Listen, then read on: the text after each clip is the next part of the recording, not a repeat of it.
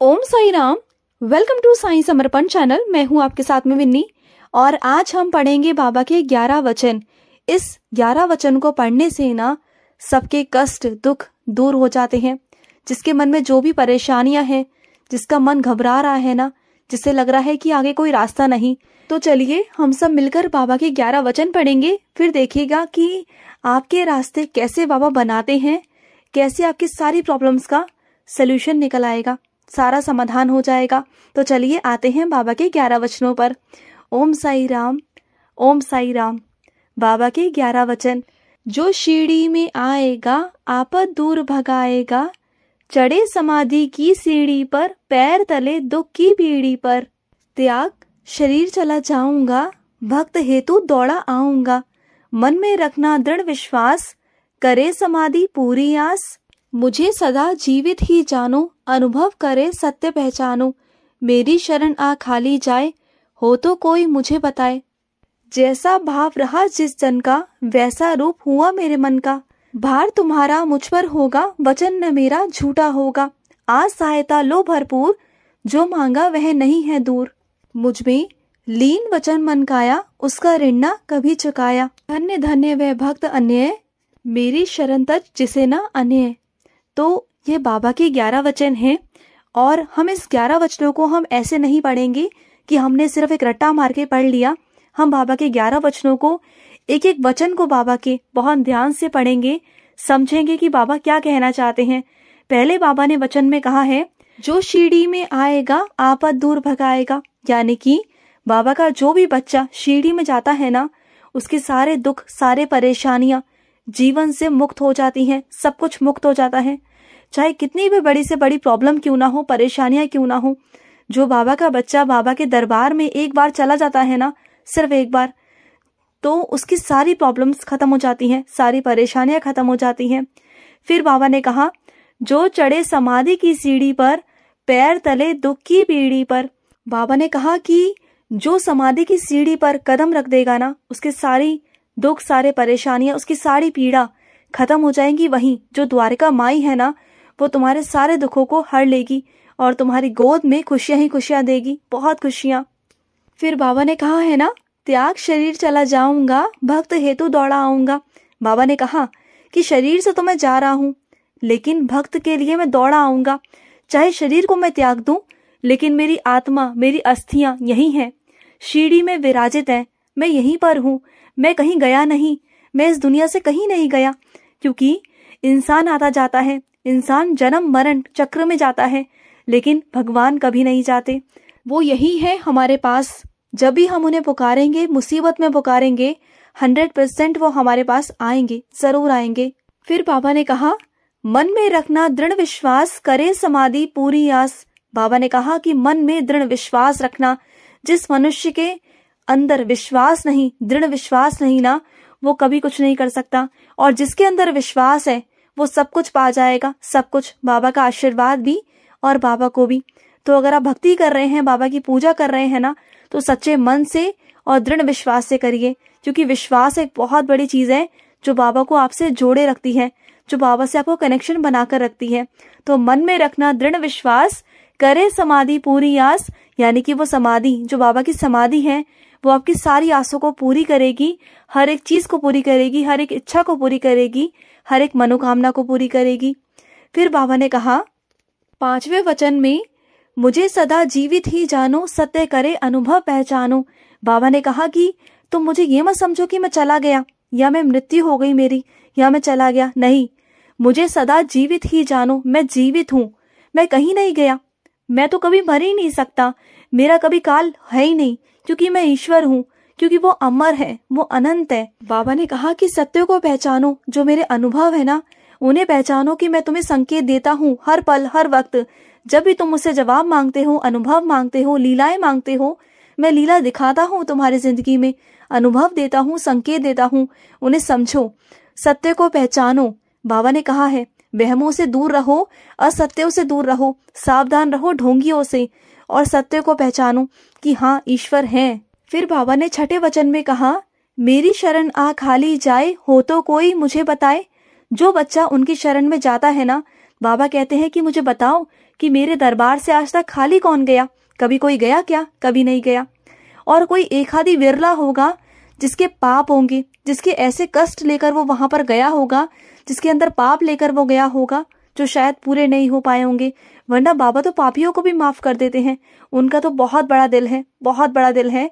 तो बाबा तो कभी किसी का बुरा कर ही नहीं सकते। तभी तो बाबा ने कहा ना कि मेरी शरण आ खाली जाए, हो तो कोई मुझे बताए। मुझे बताओ कि कौन मेरे दरबार से खाली गया। कोई ऐसा बच्चा है जो मेरे दरबार में आकर खाली गया हो? कभी नहीं गया, क्योंकि बाबा के दरबार से कभी कोई खाली हाथ जा ही नहीं सकता। सबकी झोली बाबा भरकर भेजते हैं, सबकी झोली। बाबा क्योंकि सब बच्चों से बहुत प्यार करते हैं। अरे बाबा तो पापियों को भी अपने सीने से लगा लेते हैं, तो हम फिर भी उनके बच्चे हैं। तो बाबा तो हमें बहुत लाड से और बहुत प्यार से रखते हैं। विश्वास करिए बाबा के ऊपर, बाबा से मांगिए, बाबा से कहिए, बाबा कभी आपको खाली नहीं जाने देंगे। फिर बाबा ने कहा, जैसा भाव रहा जिस जन का, वैसा रूप हुआ मेरे मन का। बाबा ने कहा कि जैसा तुम्हारा भाव होगा ना, वैसा ही मेरा रूप हो जाएगा, वैसा ही मेरा मन हो जाएगा। जरूरी नहीं कि जो लीला, जो संकेत आपको अनुभव हो रहे हो, जो लीलाएं आपको दिखाई दे रही हो, जो आंखें आपकी देख रही हो ना, वो सभी देखें, ऐसा नहीं है। क्योंकि जैसा जिसका मन होगा उसे वैसा ही दिखाई देगा। अगर आपको कहीं पर ओम दिखाई दे रहा है, बाबा का हाथ दिखाई दे रहा है ना, और किसी को कुछ और दिखाई दे रहा है, तो वो उसके भाव है। अगर आपको बाबा का आशीर्वाद वाला हाथ दिखाई दे रहा है, तो वो आपके भाव है, वो उनके भाव नहीं है। उनके भाव अलग है, तुम्हारे भाव अलग है, सबके भाव अलग है। तो हम ये नहीं कह सकते कि जो हमें लीला बाबा की दिखाई दे रही है, जो हमारी आंखें देख रही हैं, क्या वो सभी को दिखाई दे रहा है? ऐसा पॉसिबल नहीं है, क्योंकि बाबा ने पहले ही बोल दिया है, जैसा भाव रहा जिस जन का, वैसा रूप हुआ मेरे मन का। तो जैसा तुम्हारे भाव होंगे, तो वैसा ही बाबा का मन हो जाएगा, बाबा का रूप हो जाएगा। तो अपने आप से कभी किसी की तुलना मत कीजिए। जो बाबा आपको दिखा रहे हैं वो आपके भाव के अकॉर्डिंग है, जो आपके भाव हैं बाबा के प्रति, ठीक है। फिर बाबा ने कहा है, भार तुम्हारा मुझ पर होगा, वचन ना मेरा झूठा होगा। बाबा ने कहा कि तुम्हारी सारी जिम्मेदारियां, सब कुछ मुझ पर सौंप दो, फिर सारा भार मेरा होगा और वचन मेरा झूठा नहीं होगा। मैं तुम्हें वचन देता हूँ कि मैं तुम्हारी सारी जिम्मेदारियों को, सारे परेशानियों को, सारे कष्टों को मैं ले लूंगा। तुम्हारा सारा भार मेरा भार है। अपने भार को तुम मुझे दे दो, सब कुछ मेरे चरणों में सौंप दो। तुम क्यों चिंता करते हो, तुम क्यों भार लेते हो, तुम क्यों परेशान होते हो? सब कुछ अपने बाबा को दे दो ना, मैं लेने को तैयार हूँ। और तुम्हें वचन देता हूँ कि सब कुछ अच्छा ही अच्छा होगा। तुम्हारी जिंदगी में कुछ भी बुरा नहीं होगा और ना वो कुछ बुरा होने देंगे। ये बाबा का वचन है। फिर बाबा ने कहा है, आज सहायता लो भरपूर, जो मांगा वह नहीं है दूर। लेकिन इंसान क्या करते हैं, मनुष्य क्या करते हैं? इंसानों के पास में भागते हैं सहायता के लिए, क्योंकि हमें ऐसा लगता है कि इंसान हमारी सहायता करेंगे, लेकिन अक्सर ईश्वर ही हमारी सहायता करते हैं। सच में वही करते हैं। तो बाबा ने कहा है, आज सहायता लो भरपूर, जो मांगा वह नहीं है दूर। बाबा ने कह दिया है कि सहायता ले लो मुझसे, और जो चीज चाहते हो वो दूर नहीं है तुमसे, वो चीज तुम्हें मिल जाएगी, बहुत निकटतम में मिल जाएगी। तुम मुझसे कहो तो सही, सहायता तो लो। वो तो तैयार है तुम्हारी सहायता करने के लिए, लेकिन आपको तैयार होना पड़ेगा कि बाबा आपकी सहायता करें। आपको जाकर कहना पड़ेगा उनसे। जैसे बच्चा जब रोता है ना, तब माँ को मालूम पड़ता है कि बच्चे को दूध चाहिए। अगर बच्चे को जरूरत है माँ की, तभी तो माँ दूध पिलाएगी ना। तो इसी तरीके से अगर हम रोएंगे, कष्ट में बिलबिलाएंगे, परेशान हो जाएंगे और बाबा से मांगेंगे, सहायता मांगेंगे, तभी तो बाबा भी हमारी सहायता करने आएंगे ना। और फिर बाबा ने कह दिया है ना, आज सहायता लो भरपूर, जो मांगा वह नहीं है दूर। वो दूर नहीं है जो तुम चाह रहे हो, बस सहायता तो मांगो। मैं सहायता करने को रेडी हूँ, पर मांगो, मेरे पास आओ, बोलो मुझसे कि मुझे बाबा ये कष्ट है, ये परेशानी है। अगर नहीं हो तो बोलो। फिर बाबा ने कहा, मुझ में लीन वचन मन काया, उसका ऋण ना कभी चुकाया। बाबा ने कहा, जो मन से तन से मेरा हो चुका है, जो पूरी तरीके से मुझ में लीन हो चुका है ना, उसका ऋण मैं कभी नहीं चुका सकता, कभी नहीं।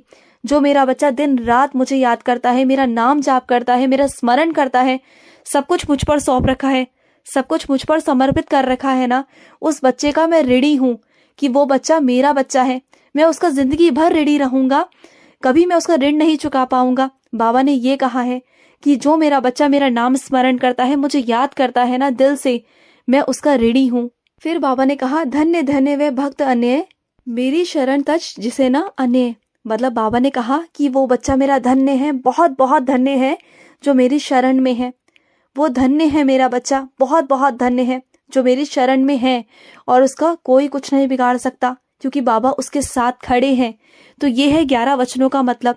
जब भी हम 11 वचन पढ़े ना, तो सिर्फ एक रटे ना, एक पेपर में कुछ लिखा हुआ है बस ऐसा सोचकर रटे ना, उसे समझे। एक एक जब हम बोले ना 11 वचनों को, नेक्स्ट टाइम कभी भी बोले तो इन बातों को याद जरूर कर ले। उसका अर्थ आपके दिमाग में जरूर होना चाहिए कि बाबा एक्चुअली आपको क्या बोल रहे हैं। तो एक एक लाइन को, एक एक वाक्य को बोलते बोलते ना आपके मन में आना चाहिए। ऐसा एक बाबा से कम्युनिकेशन होना चाहिए कि बाबा मैं आपको ऐसा बोल रही हूँ। फॉर एग्जाम्पल, जो शिरडी में आएगा आपद दूर भगाएगा। बाबा आपने तो कहा है कि शिरडी आओ तो मेरी सारी विपदा, सारी परेशानियां दूर हो जाएंगी बाबा। फिर ऐसे जो चढ़े समाधि की सीढ़ी पर, पैर तले दुख की पीढ़ी पर, बाबा आपने तो कहा है कि मैं अगर आपकी समाधि सीढ़ी पर पैर रखूंगी तो मेरा सब कुछ कल्याण हो जाएगा, सब कुछ पीड़ा हर लोगे आप। तो ऐसे एक एक आपको बोलना है, एक एक 11 वचन बाबा से कहने हैं, बाबा से बोलना है। फिर देखिए बाबा आपकी कैसे नहीं सुनते। रोज बोलिए, चाहे एक बार बोलिए, लेकिन बोलिए, रट्टा नहीं मारना, चीजें ऐसे नहीं करनी है। तो चीजों का अर्थ समझिए बोलने से पहले, तभी चीजों का कनेक्शन आप बना पाएंगे बाबा के साथ में और बाबा आपके साथ में। तो चलिए, आई होप आपको ये अच्छा लगा होगा। तो मैं मिलती हूँ नेक्स्ट वीडियो में। अगर आपके कोई अनुभव है तो स्क्रीन पर चल रहे नंबर पर आप हमारे साथ शेयर कर सकते हैं, आप हमें कॉल कर सकते हैं। तो चलिए मिलते हैं नेक्स्ट वीडियो में, तब तक के लिए ओम साई राम, जय साई राम।